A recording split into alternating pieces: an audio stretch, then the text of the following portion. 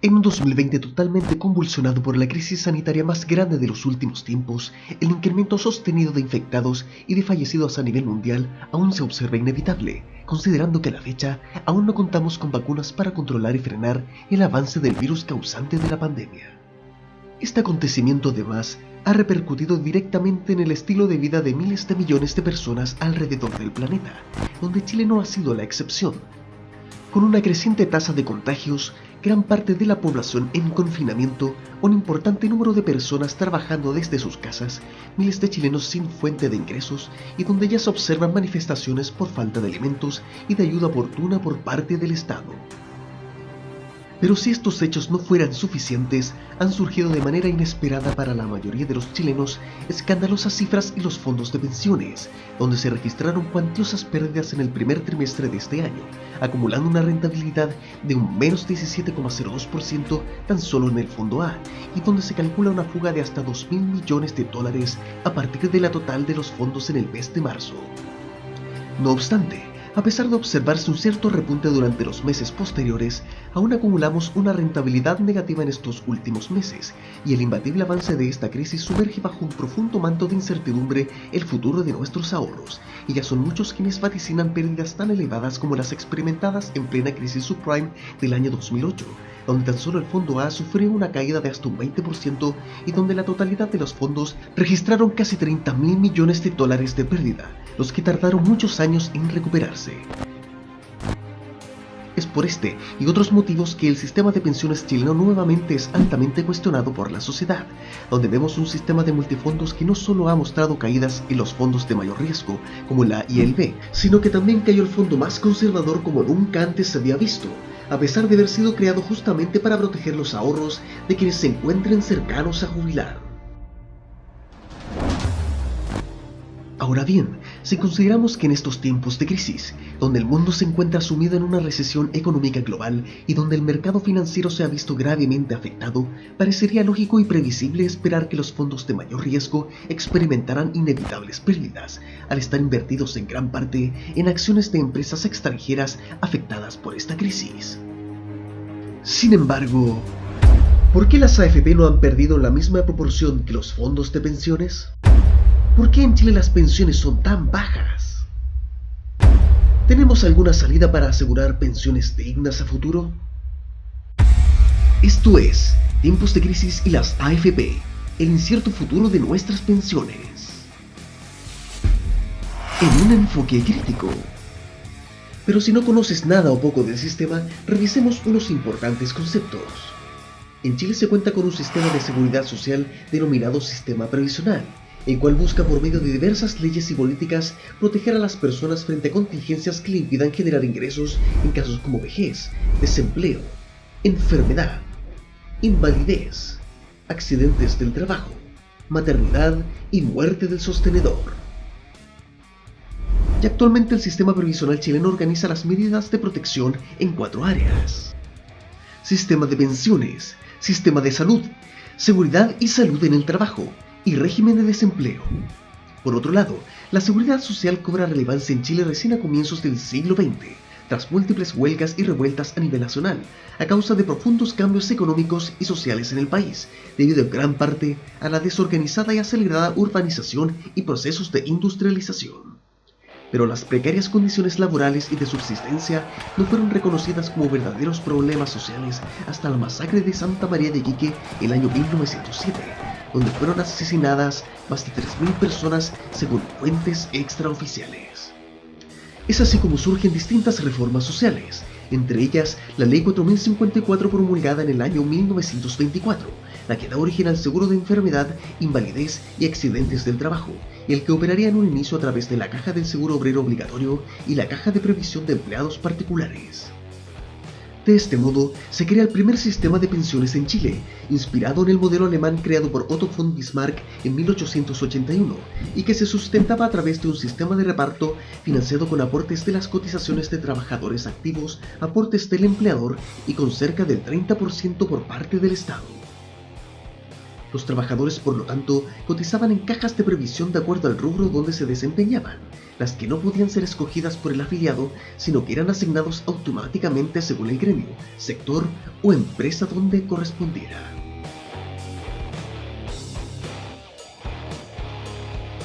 Es así como llegaron a existir hasta 35 cajas de previsión, las cuales no solo proporcionaban beneficios relacionados con las pensiones, sino que también cubría prestaciones médicas, asignaciones familiares, pensiones de sobrevivencia, entre otras, donde destacaban Canaempo, Empart y las SSS, cajas previsionales que agrupaban hasta el 90% de los imponentes del sistema.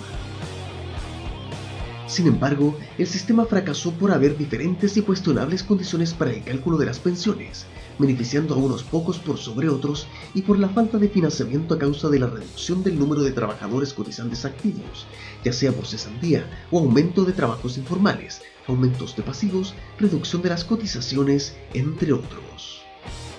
Por estos motivos, que ya habían sido advertidos por diferentes gobiernos, en plena dictadura militar se planteó reformar el sistema de pensiones chileno hasta que se promulga el Decreto Ley 3500 en 1980, donde se implementó el sistema de administradoras de fondos de pensiones, más conocidas como las AFP, materializado por el ministro del Trabajo de aquel entonces, José Piñera Echeñique, y aprobado por la Junta Militar liderada por Augusto Pinochet Ugarte. Este sistema se basa en una modalidad de capitalización individual obligatoria, en que todos los trabajadores deben depositar mensualmente un 10% de su sueldo imponible o ingreso en una administradora de fondos de pensiones o AFP, institución financiera privada que invertirá el dinero recaudado en distintos instrumentos financieros para rentabilizar, o en otras palabras, incrementar los ahorros de los trabajadores afiliados bajo un mecanismo de interés compuesto, es decir, en palabras simples, que la rentabilidad obtenida cada mes se vuelve a invertir, generando nuevas ganancias y así sucesivamente hasta ver los beneficios en el largo plazo. De este modo, con este sistema individualizado, se resolvía aparentemente el problema en la proporción de personas laboralmente activas o pasivas, pero curiosamente, este sistema no convenció del todo a la Junta Militar. Se mantuvo, por lo tanto, un sistema de reparto para las Fuerzas Armadas, de Orden, Seguridad Pública y Gendarmería de Chile, mientras que para el resto y gran mayoría de los chilenos se implementó el sistema civil de pensiones, es decir, el sistema de las AFP. Así es como han transcurrido 4 décadas desde su creación, sufriendo más de 800 cambios a través del tiempo. Este sistema además fue exportado a otros países, inspirado en el sistema chileno en forma total o parcial en al menos 28 naciones del mundo, donde encontramos a Perú, México, India, Suecia, Rusia, entre otros. Y actualmente existen en Chile 7 administradoras de fondos de pensiones, de las cuales 5 son controladas por empresas multinacionales. Y cada administradora, por otra parte, cobra una comisión por la administración del dinero ahorrado, desde un 0,69% de la remuneración o renta imponible en el caso de FP1 y hasta un 1,45% en el caso de FP Provida. Por otro lado, en las primeras 2 décadas del sistema, cada FP administraba un solo fondo con los ahorros de los afiliados. En 1999 se creó un fondo adicional, denominado Fondo Tipo 2, y a partir de la reforma de 2002 se crearon los actuales multifondos bajo el gobierno de Ricardo Lagos Escobar. Por lo tanto, desde aquel entonces los cotizantes deben elegir en cuál de los fondos invertir sus ahorros, ya sea en el fondo A, B, C, D o E, pudiendo escoger hasta 2 opciones diferentes en las que se diferencian por su nivel de riesgo y rentabilidad.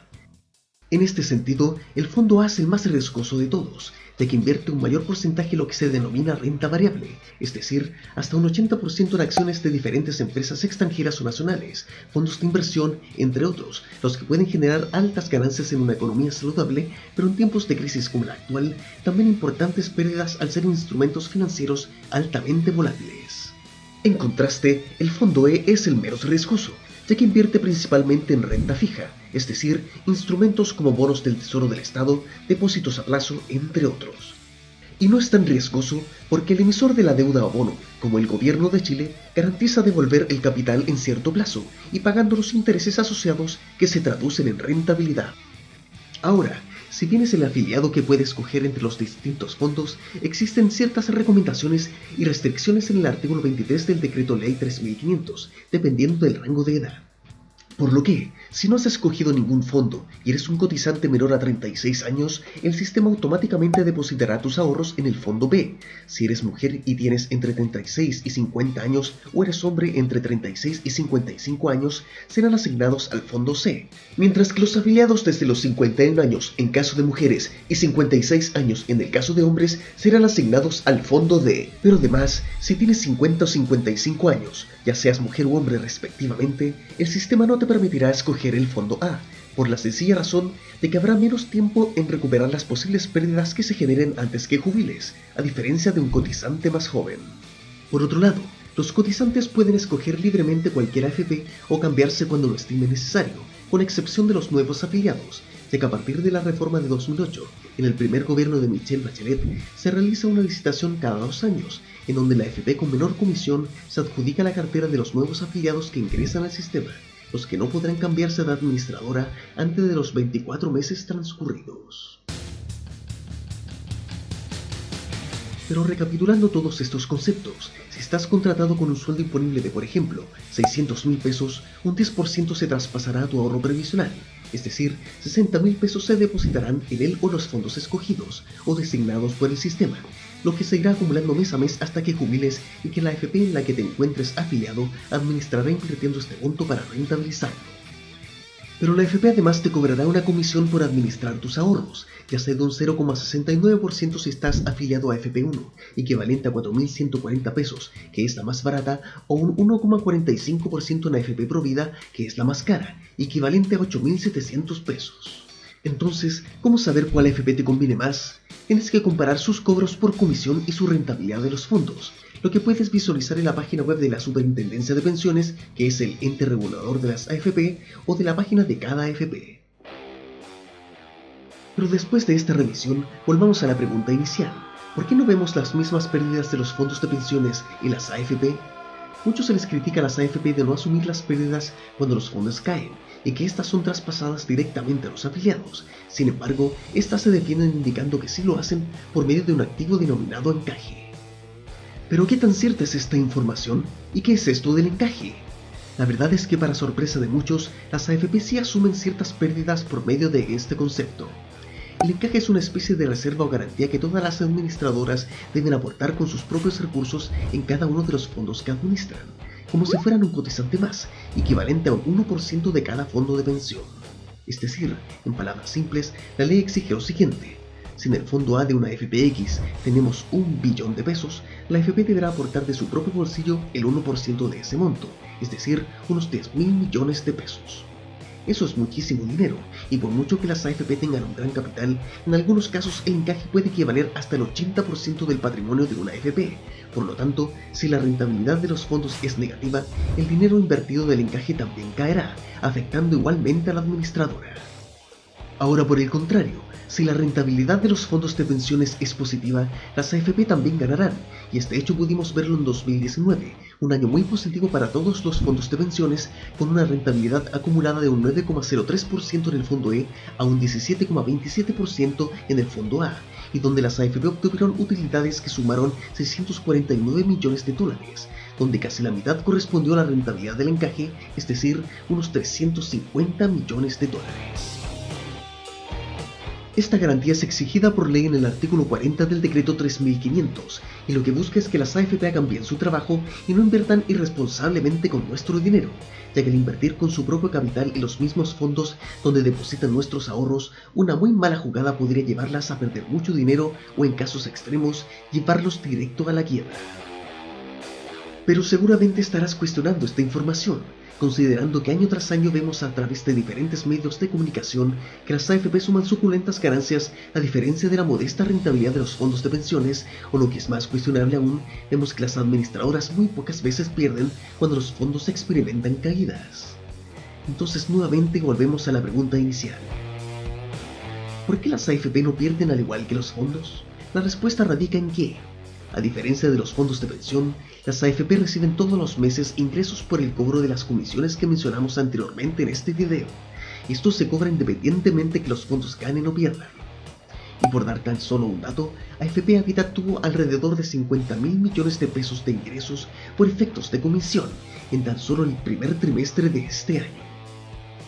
Pero si todo esto aún no te hace sentido, revisemos cuánto rentaron las administradoras en el trágico primer trimestre de este año 2020, en contraste con los fondos de pensiones. De acuerdo a las cifras entregadas por la Superintendencia de Pensiones, la mayor parte de las AFP tuvieron rentabilidad negativa en este periodo, y en efecto, las mayores pérdidas fueron registradas por AFP Habitat, con una rentabilidad de menos 2,61%, equivalente a 12.000 millones de pesos de pérdida. Ahora, a pesar de esta fuerte caída, dos administradoras consiguieron cerrar este ejercicio con cifras azules, en este caso, AFP Modelo y AFP Plan Vital, lo que contrasta claramente con las pérdidas obtenidas en los fondos de pensiones durante el mismo periodo, ya que tal como vemos en esta tabla, AFP Modelo registró una rentabilidad de menos 18,07% en el fondo A, una cifra muy inferior a la anteriormente mencionada, e inclusive hasta el fondo E tuvo pérdidas a diferencia de la administradora.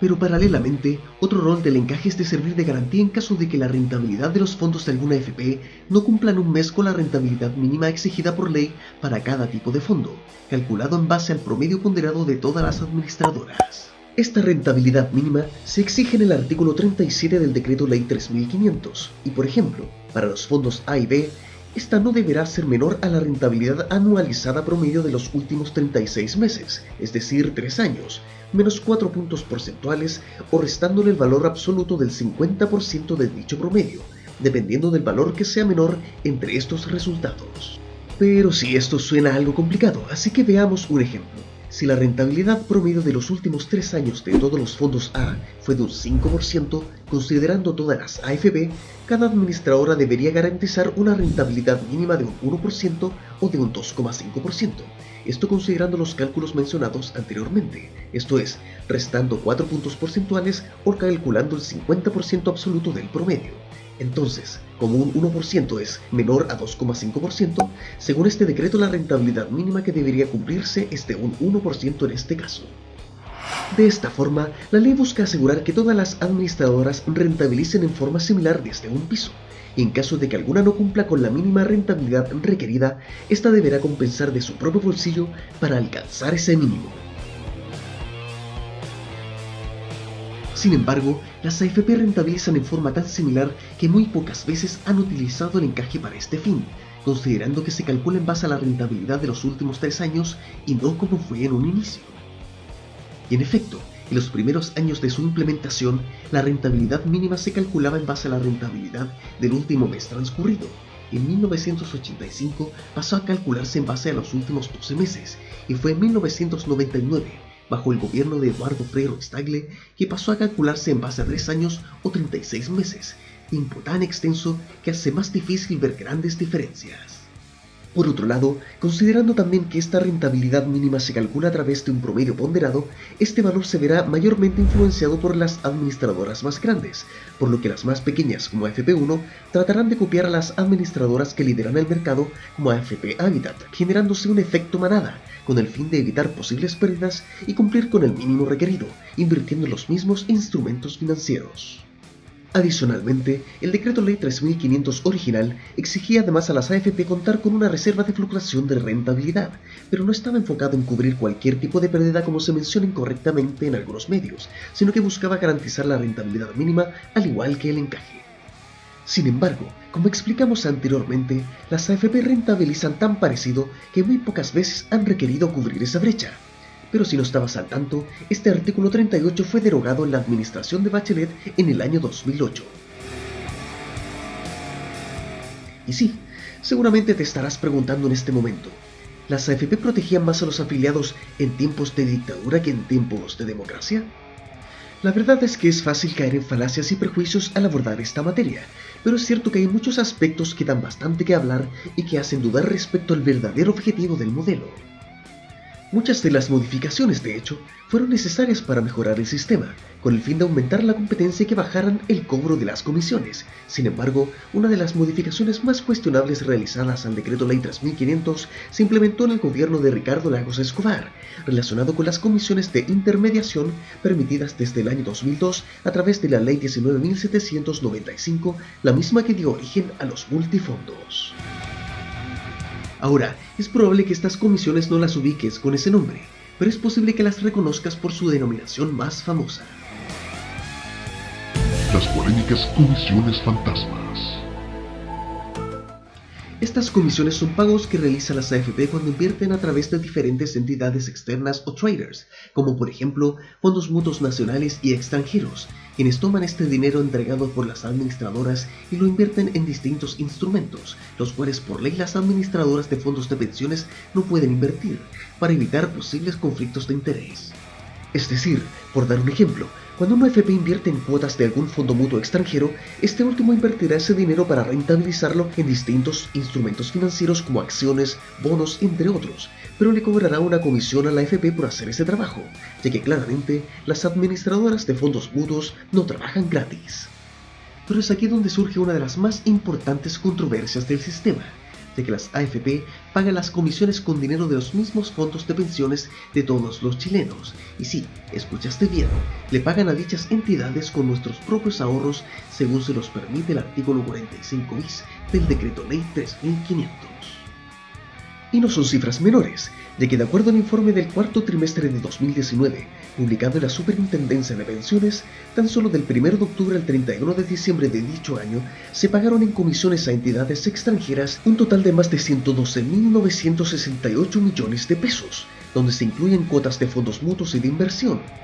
títulos representativos de índices financieros y vehículos de capital y deuda privada extranjera, es decir, un 0,28% de los fondos de pensiones de todos los chilenos, algo así como aproximadamente una Teletón mensual por este concepto.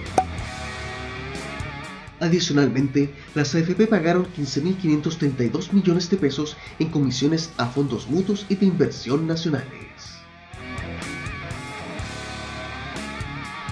Por otro lado, se les ha denominado comisiones fantasmas al no ser publicadas en nuestra cartola mensual, ni tampoco está fácilmente comunicada ni desglosada por cotizante a través de la página de la Superintendencia de Pensiones. Adicionalmente, no es una información que se actualice mensualmente, y de hecho, a junio de 2020, cuando realizamos este video, el último informe reportado es del cuarto trimestre de 2019, es decir, hasta 6 meses o medio año de desfase. Muchos indican que esta comisión debería ser asumida por las mismas AFP, debido a que efectivamente los cotizantes ya pagan mensualmente en forma obligatoria una comisión para que las AFP administren los fondos. Entonces, ¿por qué deberíamos pagarles a otras entidades para que administren nuestro dinero si es trabajo justamente de las propias AFP hacerlo? Los defensores del sistema argumentan que invertir en estas entidades que cobran estas comisiones ha permitido aumentar la inversión en renta variable, generando mayor rentabilidad a largo plazo a diferencia de los años anteriores a la reforma. Por lo tanto, si las AFP asumieran el costo, habría menos incentivos en este tipo de inversión, ya que perderían dinero pagando estas comisiones tan altas. ¿Pero realmente ha aumentado la rentabilidad asumiendo ese costo? ¿Ha valido la pena? Las cifras nos demuestran todo lo contrario, aunque podríamos discutir el contexto económico nacional e internacional de los periodos analizados, pero la verdad es que la rentabilidad de los fondos no ha aumentado en el largo plazo tras la creación de los multifondos en 2002 y el pago de estas comisiones a gestores externos, sino que inclusive no ha superado las cifras históricas anteriores a la reforma. Y en efecto, si observamos la rentabilidad promedio del Fondo C desde 1981 hasta agosto de 2002, vemos que sobrepasa el 10%, e inclusive si revisamos la rentabilidad del Fondo Tipo 2 o Fondo E desde su puesta en marcha hasta el 2002, la rentabilidad promedio supera el 9%, pero si vemos la rentabilidad promedio de todos los fondos desde 2002 hasta diciembre de 2019, sin incluir la pandemia, ninguno supera el 7%. Esto disminuye claramente al considerar el efecto de la actual crisis sanitaria, ya que desde 2002 y mayo de 2020 ningún fondo sobrepasa el 6%. Y recuerda, esta información puedes corroborarla en la misma página de la Superintendencia de Pensiones, cuyo enlace dejamos en la descripción. Esta importante evidencia demuestra la cuestionable eficacia de las reformas aplicadas, por la misma razón que explicamos anteriormente, el gran riesgo que supone invertir en renta variable sin tomar mayores resguardos. Y la prueba más reciente de este hecho lo hemos visualizado en el mismo año 2019, donde se consiguió un hito histórico en las AFP desde la creación de los multifondos, ya que se obtuvo una rentabilidad acumulada de un 17,27% en el Fondo A, pero que posteriormente perdimos llegando a marzo de 2020 con esta pandemia, donde cayó hasta un 17,02% en tan solo 3 meses. Esta volatilidad refleja lo frágil que es el mercado bursátil en tiempos de crisis y lo importante que es diversificar en forma inteligente las inversiones para reducir los riesgos de pérdida y que las comisiones de intermediación no son una gran inversión a largo plazo. Por lo tanto, el sistema y la lógica de los multifondos debería revisarse. Así es como hemos llegado al final de esta primera parte, quedando pendientes importantes preguntas. ¿Por qué las pensiones en Chile son tan bajas? ¿Existen alternativas? Dale like si te gustó el video y suscríbete para nuevos contenidos. Un gran saludo desde Un Enfoque Crítico.